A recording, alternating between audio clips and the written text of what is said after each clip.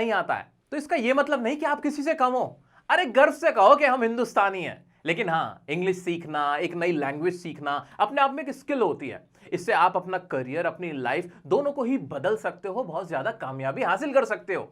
तो आज मैं आपकी उंगली पकड़कर आपको इंग्लिश पढ़ना सिखाऊंगा। इंग्लिश पढ़ी कैसे जाती है, इंग्लिश को समझा कैसे जाता है, सारी बातें डिटेल में आपको समझाने वाला हूं। चाहे फिर आपको एग्जाम के लिए इंग्लिश सीखनी हो, या अपने बच्चों को सिखानी हो, या खुद के लिए इंग्लिश सीखना चाहते हो, सारे पर्पस आपके फुलफिल होंगे। तो बस अगले कुछ मिनट्स मेरे साथ जुड़ जाइए और अपनी लाइफ में एक नया चेंज लेके आइए।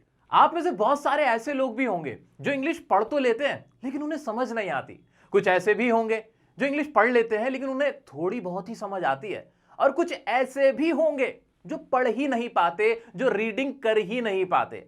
आप सभी लोगों को मैं एक एक करके समझाऊंगा। तो सबसे पहले बात करते हैं बिल्कुल बेसिक से, कि हम बिल्कुल पढ़ ही नहीं पाते, या कुछ ऐसे बच्चे हैं, आपके बच्चे हैं, जो अभी पढ़ना नहीं जानते हैं। तो इंग्लिश को पढ़ा कैसे जाए वो सीखते हैं। इंग्लिश रीडिंग के लिए जो सबसे पहली यूनिट है वो है हमारे अल्फाबेट, यानी A to Z। आपको सारे साउंड पता होने चाहिए, ABCD जिसे हम कहते हैं। यानी आपको समझ में आना चाहिए कि कहीं पर अगर A लिखा हुआ है तो उसकी आवाज क्या निकलेगी? अ में निकलेगी। B लिखा हुआ है तो उसकी आवाज निकलेगी ब में। ऐसे D लिखा हुआ है तो उसकी आवाज क्या निकलेगी? ड में। ऐसे कुछ लेटर्स होते हैं जिनकी एक से ज्यादा आवाजें निकलती हैं। फॉर एग्जाम्पल जी की आवाज ज भी निकलती है, ग भी निकलती है। तो बस याद रख लेना है, ज्यादा टेंशन नहीं लेनी है कि हाँ भाई इसकी दो आवाजें निकलती हैं। लेकिन जैसे बी हो गया, उसकी तो एक ही है ना बेचारे की, उसकी एक से ज्यादा नहीं है। ठीक है, तो बस इतना याद रखना है कि किसी की बस दो भी निकलती है, बस इतना माइंड में क्लियर कर लेना है। तो ये आवाजें याद रखनी है, ये साउंड याद रखने हैं। इतना हो गया। अब अगला स्टेप होता है। अगले स्टेप में क्या है? अगले स्टेप में हम इन आवाजों को जोड़ने का काम करते हैं। फॉर एग्जाम्पल कहीं पे लिखा हुआ है BO, तो हमने इसकी आवाज निकाली ब ओ बो, और साथ में लगा दिया वाई की आवाज क्या निकलती है? य। तो पूरा क्या बन गया? बो य, बॉय। ऐसे बन गया। तो हमें क्या करना होता है? छोटे छोटे साउंड को आपस में हम क्या कर देते हैं? जोड़ देते हैं, और इस तरह से हम हमारी रीडिंग शुरू करते हैं। सबसे पहली जो हमारी इकाई होती है, हमारी यूनिट होती है रीड करने की, वो यहीं पर होती है कि हम छोटे छोटे वर्ड्स को आपस में मिला के उनके साउंड के हिसाब से, उनकी आवाज के हिसाब से जोड़कर पढ़ने का काम करते हैं। अगर आप अपने बच्चे को पढ़ा रहे हैं तो उसको भी इसी तरह से पढ़ाएंगे। अगर आप खुद पढ़ने की कोशिश कर रहे हैं तो भी आप यही तरीका आजमाएंगे। अब बात करते हैं हमारे आगे के अप्रोच की। आगे का स्टेप क्या है? आगे का स्टेप बहुत इंपॉर्टेंट है। अभी तो आपने छोटे छोटे वर्ड्स को पढ़ना सीख लिया, ट्राई करने लगे, प्रैक्टिस करने लगे। बॉय, इसी तरह से बॉल, इसी तरह से बैट, कैट, छोटे छोटे वर्ड्स तो आप पढ़ना सीख जाएंगे। अब इनकी प्रैक्टिस करने के बाद आपको बड़े बड़े सेंटेंस पढ़ने हैं। उनको कैसे पढ़ेंगे? उसके लिए आपको फॉलो करना पड़ेगा ब्रेकअप अप्रोच। दोस्तों ये ब्रेकअप अप्रोच बड़ा मजेदार है, बड़ा इफेक्टिव है। अब आपने छोटे छोटे वर्ड्स को पढ़ना शुरू कर दिया है, आप आवाजों को मिला पा रहे हो और वर्ड्स को बोल पा रहे हो। लेकिन क्या होगा जब आपको पूरा सेंटेंस पढ़ना होगा? उस सेंटेंस में जरूरी तो नहीं है ना कि सिर्फ 3 लेटर वाला ही कोई वर्ड आए या छोटे छोटे ही वर्ड आए जो आप पढ़ पाओ। वहां आप पाओगे कि कुछ ऐसे वर्ड भी हैं जो काफी बड़े हैं। फॉर एग्जाम्पल सॉलिड, ये आपका कोई वर्ड आ गया, या फिर अमेजिंगली एक ऐसा वर्ड आ गया। इन्हें कैसे पढ़ोगे? ये तो बड़े हैं। इनको पढ़ने के लिए आपको ब्रेकअप अप्रोच फॉलो करना होगा। फॉर एग्जाम्पल सॉलिड को लेता हूं मैं। सॉलिड को पढ़ने के लिए आपको क्या करना पड़ रहा है? आपने पहले सौ को पढ़ा, फिर लिड को पढ़ा, तोड़ लिया, और सॉलिड आपस में बनाया, क्या बना? सॉलिड बना। इसी तरह से अमेजिंगली, तो अमेजिंगली। इस तरह से आपने क्या किया? आवाजों को तोड़ने का काम किया और तोड़ के फिर जोड़ लिया। शुरुआत में यह अप्रोच आपको बहुत हेल्प करेगा पूरे पूरे सेंटेंस को पढ़ने में। इस तरह से जो छोटे छोटे सेंटेंसेस होते हैं आप उसको पढ़ना सीख जाओगे। अब एक इंपॉर्टेंट बात, आपको कितनी प्रैक्टिस करनी है? सबसे ज्यादा अगर प्रैक्टिस आपको करनी है तो अभी करनी है दोस्तों। आपको ज्यादा नहीं तो कम से कम 2 घंटे आपको डेली इसी तरह से रीडिंग की प्रैक्टिस करनी है। अब बात करते हैं हमारी अगली टेक्निक की कि इसके बाद आपको क्या करना है। दोस्तों अब इतना तो हो गया है कि आप या फिर आपका बच्चा आसानी से छोटे छोटे वर्ड्स को तो पढ़ पा रहा है और रोजाना प्रैक्टिस भी कर रहा है। लेकिन अब जो बात मैं आपको बताऊंगा वो तो आपको बस आपकी जिंदगी बदल देगी। आपको करना क्या है? याद रखिए, आप जो भी पैराग्राफ ले रहे हो, जिसे भी आप रीडिंग करने की कोशिश कर रहे हो, उस पैराग्राफ में कुछ रिपीटेड वर्ड्स होंगे। हाँ, जैसे कि and, but, the, who, which, how, of, इस तरह के ना कुछ ऐसे वर्ड्स आप देखोगे जो बार बार रिपीट हो रहे हैं। इसके लिए आप ऐसे ध्यान दे सकते हो कि कोई भी वर्ड अगर 2 बार आया या फिर 3 बार आया तो उसे आप अंडरलाइन कर लो और उसे एक जगह लिख लो। ऐसा करने के बाद आप उसका प्रोनाउंसिएशन गूगल पर भी देख सकते हो या फिर किसी से पूछ सकते हो। आप एक बार उसका प्रोनाउंसिएशन देख लो, पूछ लो, अपनी लैंग्वेज में एक जगह लिख लो। ऐसा करने से क्या होगा? ऐसा करने से आपको उन वर्ड्स का प्रोनाउंसिएशन पता चल जाएगा कि उनको बोला कैसे जाता है और उसको अच्छे से आपको याद कर लेना है। जब आप उसे याद कर लोगे तो जब भी आपको वो वर्ड बाद में दिखेंगे आपको एकदम से माइंड में क्लिक हो जाएंगे, अच्छा ये तो वही वर्ड था, इसको तो मैं देखते ही पहचान लेता हूं। फॉर एग्जाम्पल, आज से पहले जब मैं बहुत छोटा रहा हूंगा तो मुझे ना ये भुवन बैम नाम कभी शायद याद ना रहता, लेकिन जब भुवन बैम एक बहुत बड़े यूट्यूबर बन गए तो ये नाम भी मुश्किल नहीं लगता। अब ऐसे कोई भी बोलते भुवन बैम, अच्छा याद आता है। ऐसे सचिन तेंदुलकर, अब सचिन तेंदुलकर, तेंदुलकर कोई ऐसा नाम नहीं है, जो ऐसा सरनेम नहीं जो बहुत आसानी से निकल जाता है, शर्मा जी, गुप्ता जी, ऐसा नहीं है, थोड़ा सा मुश्किल है ना। लेकिन क्योंकि हमने उनका नाम बचपन से सुना है, इतना सुना है, तो हमें याद रह गया। ऐसा ही फिर आपके साथ होगा। जब आप उन रिपीटेड वर्ड्स को पढ़ लोगे, उनका प्रोनाउंसिएशन जान लोगे, तो फिर जब आप उन्हें जैसे ही देखोगे ना बुक के अंदर, वहां आप देखते ही पढ़ लोगे, एकदम आपके मुंह पे आ जाएगा। और इससे आसानी ये होगी क्योंकि जो वर्ड्स मैं आपसे कह रहा हूं कि रिपीटेड वर्ड्स होंगे वो हमेशा ही रिपीट होते हैं। यानी अब आपके पास एक ऐसा टूल आ जाएगा जिससे आप सेंटेंस को जल्दी जल्दी पढ़ना शुरू कर दोगे। रिपीटेड वर्ड्स को अलग से लिखने की टेक्निक को हमें कब तक फॉलो करना है? तो याद रखो, जब आपको ऐसा लगने लगे कि अब जो रिपीटेड वर्ड्स आप लिखते हो वो ऑलरेडी आपको आते हैं, आप उन्हें आसानी से पढ़ पाते हो, उस दिन ये बंद कर देना, ठीक है? और उस दिन आपका कॉन्फिडेंस भी काफी बढ़ चुका होगा। अब एक और मजेदार टूल आपको देके जा रहा हूं। अब आपको क्या करना है, कुछ ना स्पेलिंग रूल्स होते हैं, कुछ ऐसे मजेदार रूल्स होते हैं जो स्पेलिंग में फॉलो होते हैं, क्योंकि हम सब जानते हैं कि इंग्लिश लैंग्वेज में जो वर्ड्स के प्रोनाउंसिएशन होते हैं, उनका जो उच्चारण होता है, उनको जो बोला जाता है, वो सब कुछ स्पेलिंग वाइज नहीं होता।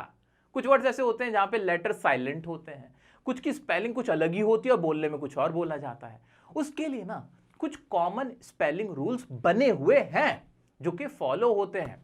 अब आपको क्या करना है, ऐसे ही कुछ रूल्स को आपको याद करना है, सीखना है, और वो करना बड़ा आसान है। मैंने भी इसके ऊपर कई वीडियोस बना रखी हैं और कहीं से भी आपको ये कंटेंट जहां से भी मिल जाए, मुझे फर्क नहीं पड़ता, किसी किताब से पढ़ लो, किसी और वीडियो को देख लो, वरना मैं अपने वीडियो का डिस्क्रिप्शन लिंक में दे दूंगा, वहां से पढ़ लो। तो आपको क्या करना है, जो कॉमन स्पेलिंग रूल्स है ना, फॉर एग्जाम्पल के बाद कभी भी कोई और कॉन्सोनेंट आ जाए, के बाद कोई भी कॉन्सोनेंट आ जाए तो के साइलेंट होता है, जैसे कि नो के अंदर के नहीं पढ़ा जाता। ऐसे बहुत सारे ऐसे वर्ड्स होते हैं जिनके बीच में आर होता है। फॉर एग्जांपल वर्क में ना, वर्क मैं आपके लिए बोलने के लिए पढ़ रहा हूं, वरना आर ना इसका साइलेंट होता है, वर्क पढ़ा जाता है। ऐसे ही मॉर्निंग पढ़ा जाता है। तो इस तरह के कुछ कॉमन स्पेलिंग रूल्स हैं जिनको आपको सीखना है अब साथ के साथ। इससे आसानी क्या होगी, आपके सामने कुछ ऐसे मुश्किल वर्ड्स आएंगे जिन्हें आप नहीं पढ़ पाओगे, लेकिन जब आपको उसकी स्पेलिंग का रूल पता होगा, आप देखोगे वहां तो आप पढ़ लोगे।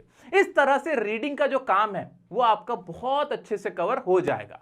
अच्छा, कुछ ऐसी माओं से मैं अब मुखातिब होना चाहता हूं, उनसे बात करना चाहता हूं जो अपने बच्चों को इंग्लिश सिखा रही हैं। तो माताएं, आप सुनिए ध्यान से, आपको अपने बच्चों के साथ स्पेलिंग रूल्स वाले जो गेम्स होते हैं ना वो भी खेल लें। अपने बच्चों से पूछना है, बताओ इसके बाद क्या आएगा, ब्लैंक छोड़ के उनसे पूछना है, क्योंकि याद रखिएगा खेल में हम ज्यादा सीख जाते हैं। तो वर्ड गेम आप अपने बच्चों के साथ खेलें, उसको बहुत फायदा होगा, मुश्किल से मुश्किल दिखने वाली स्पेलिंग भी आसान हो जाएगी। तो दोस्तों, यहाँ तो बात खत्म होती है हमारी रीडिंग की कि कैसे हम बिल्कुल स्टार्ट से ABCD से मैंने स्टार्ट किया था और आपको पढ़ने तक लेके गया हूं। कहा था ना कि उंगली पकड़ के लेके जाऊंगा। अब बताता हूं कि इसको समझना कैसे है, इंग्लिश को समझना कैसे है। मेरे प्यारे दोस्तों, बात करते हैं ऐसे लोगों की जो इंग्लिश पढ़ तो लेते हैं लेकिन उन्हें समझ नहीं आता, या फिर थोड़ा बहुत ही समझ पाते हैं। आप लोगों को क्या करने की जरूरत है, बहुत ध्यान से सुनिए। आप लोगों को फॉलो करना है बिल्डअप स्ट्रैटेजी को। क्या है ये बिल्डअप स्ट्रैटेजी, आइए जानते हैं। दोस्तों, एक ऐसी स्ट्रैटेजी है जो आपको खड़ा होना सिखाएगी और यहां से आपकी बेस बन जाएगी। आपको करना क्या है भाई, याद रखो, इंग्लिश के अंदर सबसे इंपॉर्टेंट तो आपकी वोकैब होती है, यानी आपको इंग्लिश के कितने वर्ड्स का मीनिंग पता है, उससे डिसाइड होता है कि आप कितनी अच्छी इंग्लिश जानते हो या आप इंग्लिश में कितने अच्छे हो। यहां से आप शुरू करोगे इंग्लिश के मीनिंग्स को लर्न करना। कैसे? भाई आपकी जो भी मादरी लैंग्वेज है, आपकी जो भी नेटिव लैंग्वेज है, जो आप लैंग्वेज जानते हो, फॉर एग्जांपल मेरी हिंदी है, तो भाई मैं हिंदी में पहले मीनिंग पता करूंगा इंग्लिश के वर्ड्स का। कौन से वर्ड्स का पहले पता करूंगा? जो रोजाना मैं इस्तेमाल करता हूं, जो रोजाना के मेरे इंग्लिश के वर्ड्स इस्तेमाल होते हैं, उन सब का मैं क्या कर लूंगा, मीनिंग पता करके रख लूंगा। जैसे गो मतलब होता है क्या, जाना। कम मतलब होता है आना। वीप मतलब क्या होता है, रोना। राइट मतलब क्या होता है, लिखना। इस तरह के वर्ड जो रोजाना की भाषा में इस्तेमाल होते हैं। आप रिपीटेड वर्ड्स वाली स्ट्रेटेजी को भी यहां फॉलो कर सकते हो। जो वर्ड बार बार रिपीट हो रहे हैं उनका जरा मीनिंग तो देख लो यार। बार बार ये मेरे को ब्यूटीफुल ब्यूटीफुल कहता रहता है, इसका मीनिंग क्या है? अच्छा सुंदर है। अच्छा बार बार मेरे को मेरी मैडम फूल फूल क्यों कहती रहती है? अच्छा इसका मतलब गधा है, मैं तो ब्यूटीफुली समझ रहा हूं। तो इस तरह से क्या था, तो फूल मतलब बेवकूफ। तो ये चीजें ना आपको पता होनी चाहिए, मीनिंग है जो डेली लाइफ में आपको इस्तेमाल करना, यहां से करोगे शुरुआत, ठीक है।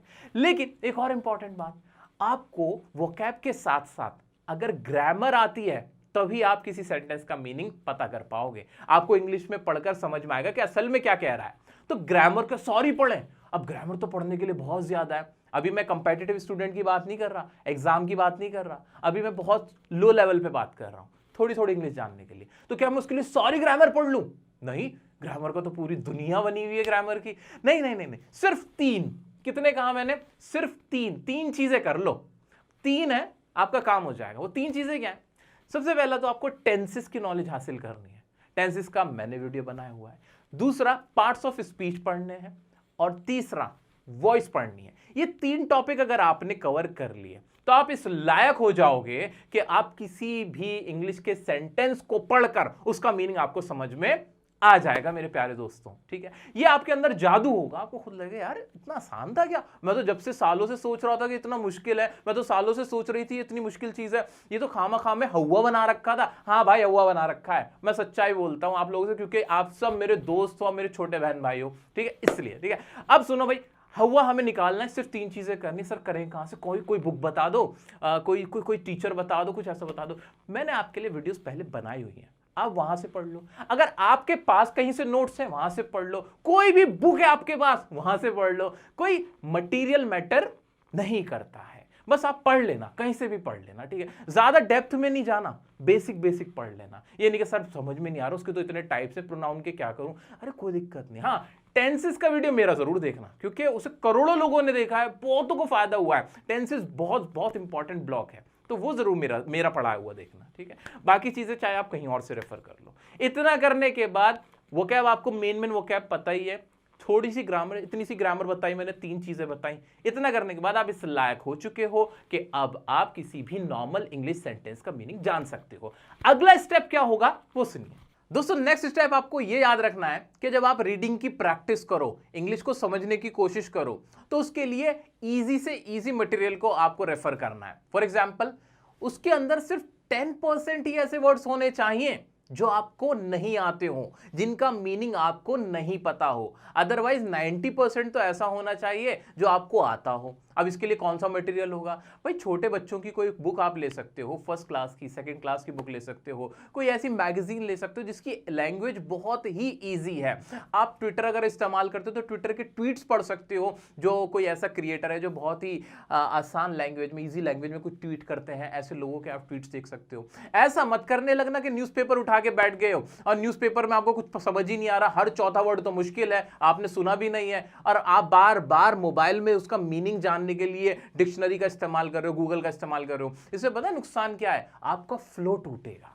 और जबकि फ्लो सबसे इंपॉर्टेंट होता है रीडिंग के अंदर, तो हमें हमारे फ्लो को मेंटेन करना है स्टार्टिंग लेवल पे, ठीक है। एक बार फ्लो बनना शुरू हो जाएगा फिर तो कोई दिक्कत नहीं, फिर तो हम बाद में अगर डिक्शनरी को भी यूज कर लें तो कोई दिक्कत नहीं, लेकिन अभी फिलहाल फ्लो पे फोकस करना है, ठीक है। तो क्या याद रखना है कि हमें 10% से ज्यादा मुश्किल वर्ड्स वाले पैराग्राफ को नहीं पढ़ना है, मटेरियल को नहीं पढ़ना है, इजी से इजी को प्रेफर। दोस्तों मैं बात करने वाला हूं उन स्टूडेंट्स की भी जो किसी कंपटीशन की तैयारी कर रहे हैं, किसी कंपेटिटिव एग्जाम की तैयारी कर रहे हैं, और उनके एग्जाम में रीडिंग कॉम्प्रिहेंशन पैसेज आता है और वहां उन्हें उसे रीड करना होता है, समझना होता है और फिर आंसर करना होता है, और उस बेस पे उन्हें नंबर मिलते हैं। तो ध्यान से सुनो मेरे प्यारे बच्चों, आप लोग भी बड़े मजे से इसको अटेम्प्ट कर सकते हो। करना क्या है, आपको ना वही स्ट्रेटेजी फॉलो करनी है जो हमने शुरुआत में बताई थी। वो स्ट्रेटेजी है ब्रेकअप स्ट्रेटेजी, यानी आपको पूरा पैसेज एक साथ नहीं पढ़ना है या पूरे पैसेज का मीनिंग एक साथ नहीं निकालना है। आपको पैसेज में अगर कोई लंबा एक लॉन्ग सेंटेंस लिखा हुआ है उसे तोड़ तोड़ के पढ़ना है, इससे आपको आसानी होगी। कैसे? फॉर एग्जाम्पल, आपके सामने कोई लाइन आई किसी पैसेज की, the quality of boots made by Mr Gessler was extremely good and hence they lasted for a long time. अब जो फुल स्टॉप लगा वो काफी दूर जाके लगा। अब मैं हैरान हो जाऊंगा, परेशान हो जाऊंगा, इसका मीनिंग क्या है, इसका मीनिंग क्या है, नहीं नहीं नहीं नहीं, मैं क्या करूंगा, ब्रेकअप स्ट्रेटेजी फॉलो करूंगा। यानी दो दो तीन तीन वर्ड्स को तोड़ के उनका हिंदी मीनिंग निकालूंगा, समझने की कोशिश करूंगा और फिर पूरे सेंटेंस का मीनिंग मुझे समझ में आ जाएगा। फॉर एग्जाम्पल, मैं समझूंगा द क्वालिटी ऑफ बूट्स, मैं रुक जाऊंगा, इसका मीनिंग क्या निकला, बूट्स की क्वालिटी मेड बाय मिस्टर गैसलर, इसका मतलब जो गैसलर के द्वारा बनाई गई। इतना तो मुझे समझ में आ गया ना। वॉज एक्सट्रीमली गुड, वो क्या थी, एक्सट्रीमली गुड थी यानी अच्छी थी, इतना समझ में आ रहा है ना। ऐसे ही hence they lasted for a long time, इसको भी मैंने तोड़ तोड़ के समझने की कोशिश की तो मुझे समझ में आया दे लास्टेड, वो ठहर गए या रह गए, फॉर अ लॉन्ग टाइम, एक लंबे समय के लिए। ठीक है, तो इस तरह से एक बड़ा सेंटेंस मैंने छोटा कर करके समझने की कोशिश की और मुझे समझ में आ गया। एक और समस्या आती है बच्चों को, खासतौर से मेरे प्यारे स्टूडेंट्स को, उनको क्या समस्या आती है स्कूल एग्जाम के अंदर या कंपटीशन में, कि सर कुछ ऐसे वर्ड्स बीच में आ जाते हैं हमारे एग्जाम में, क्वेश्चन पेपर के अंदर, जिनका हमें मीनिंग नहीं पता होता। अब एग्जाम में कोई फोन तो निकाल के नहीं बैठ जाओगे, है ना, तो वो तो नहीं करने वाले हो, तो उसका मीनिंग कैसे पता करें भाई? देखो, ऐसे बहुत सारे वर्ड्स होंगे जो आपके सामने आ जाएंगे रीडिंग कॉम्प्रिहेंशन में, जिनका मीनिंग आपको नहीं पता होगा। उसके लिए आप ये स्ट्रैटेजी फॉलो करें, क्या, इंग्लिश टू इंग्लिश स्ट्रैटेजी। इसका मतलब यह है कि आप उस वर्ड को ना इंग्लिश में ही पढ़ जाओ। कैसे? फॉर एग्जाम्पल, कोई सेंटेंस था जो लिखा हुआ था द बूट्स वर क्रीकी। अब क्रीकी का मतलब नहीं पता ना, कोई बात नहीं, इसको ऐसे ही पढ़ के चलो कि बूट्स क्या थे, क्रीकी थे, और आगे बढ़ जाओ। ऐसा करने से क्या होगा, ऐसा करने से आपका यह फायदा होगा कि आपका फ्लो नहीं टूटेगा, जो सेंस है वो आपको समझ में आता रहेगा। बहुत बार ऐसा होगा दोस्तों, मैं बार बार कह रहा हूं, इतना ज्ञानी कोई नहीं है कि कोई भी ऐसा वर्ड ही नहीं आएगा जो आपको सारे पता हो। ऐसा कोई ना कोई वर्ड जरूर होगा जो आपको नहीं आता होगा, तो उसे इंग्लिश में ही पढ़ लो, इससे आपका फ्लो बना रहेगा। ठीक है दोस्तों, आगे बढ़ने से पहले एक बात बता देता हूं, कोई भी डाउट आ रहा है, कोई भी क्वेरी है आपकी, तो आप मुझे इंस्टाग्राम पे पूछ सकते हो, डियर सर काशिफ की आईडी पे, पर्सनली मैं आपको जवाब देता हूं, तो घबराने की जरूरत नहीं है। अब बात करते हैं डिक्शनरी की। अब मार्केट में डिक्शनरी तो बहुत है, इंटरनेट आ गया है, गूगल आ गया है, और डिक्शनरी एप्स वगैरह सब कुछ है, लेकिन फिर भी हम सीख क्यों नहीं पा रहे हैं? दिक्कत क्या है? दिक्कत बता देता हूं आपको। डिक्शनरी का इस्तेमाल कैसे करना है वो सुनो। ज्यादातर लोग क्या करते हैं कि पूरी लाइफ अपने वो सिर्फ English to Hindi dictionary follow करते रह जाते हैं, यानी इंग्लिश का वर्ड डालेंगे, उसका हिंदी मीनिंग देखेंगे, और इस तरह से वो अपनी वोकैब को बढ़ाने की कोशिश करते हैं। दोस्तों, नो डाउट स्टार्टिंग फेज में ये सब बिल्कुल ठीक है। जब आप छोटे बच्चे हो, यानी आपका लेवल अभी कम है, इंग्लिश ज्यादा नहीं आती, तब तो ये बिल्कुल ठीक है। लेकिन जब आप किसी बड़े लेवल पे तैयारी कर रहे हो, अब आपको इतना आ चुका है कि आप समझने लगे हो, तब आपको अपना जो एटीट्यूड है वो बदलना है। आपको हमेशा ट्राई करना है, आपका टारगेट ही होना चाहिए मोनोलिंगुअल डिक्शनरी का। मोनोलिंगुअल डिक्शनरी, ये कौन सी बला का नाम है भाई? मैं बता देता हूं, मोनोलिंगुअल डिक्शनरी का मतलब है इंग्लिश टू इंग्लिश डिक्शनरी, यानी उस डिक्शनरी में आप कोई वर्ड डालते हो, उसका मीनिंग भी इंग्लिश में ही निकल के आता है। ऐसा बहुत आसानी से मिल जाती है ऑक्सफोर्ड की, इस तरह की, कैम्ब्रिज की डिक्शनरी, जो बहुत सिंपल सी ये डिक्शनरी है। मैं किसी का नाम नहीं ले रहा हूं, मतलब बुला दो, किसी डिक्शनरी का नाम नहीं लिया, ठीक है। What I am trying to say कि आप गूगल भी करो तो हिंदी में मत देखो, उसको इंग्लिश में ही उसका मीनिंग निकालो। ऐसा करने से क्या फायदा है? ऐसा करने से जो आपका थॉट प्रोसेस है ना, वो इंग्लिश का बनेगा, आपको आसानी होगी। हिंदी टू इंग्लिश का ट्रांसलेशन वाला टाइम है ना, वो कट हो जाएगा। ठीक है, तो इस तरह से आपको अपने माइंड को प्रिपेयर करना है मोनोलिंगुअल डिक्शनरी के लिए। अगर आपको अपना इंग्लिश लेवल जानना है तो खुद से ये पूछो कि क्या मैं मोनोलिंगुअल डिक्शनरी इस्तेमाल कर सकता हूं कि नहीं। अगर जवाब आता है हां, तो यानी आपका लेवल बहुत अच्छा है, और आपका टारगेट ही वो होना चाहिए। कौन सा? वो मोनोलिंगुअल वाला, कि मुझे वो दिन चाहिए जिस दिन भाई मैं मोनोलिंगुअल डिक्शनरी इस्तेमाल करूं। अगर वो दिन आ गया ना आपकी लाइफ में, उस दिन आपकी कामयाबी है, आप इंग्लिश सीख चुके हैं। ठीक है दोस्तों, तो उम्मीद करता हूं कि आपको ये वीडियो बहुत मजेदार लगी होगी, और मेरी माताएं बहनें जिन्होंने अपने बच्चों के लिए भी देखी होगी, उन्हें भी बड़ा मजा आया होगा। घर बैठे उन्हें बहुत अच्छी सी जानकारी उपलब्ध हुई होगी।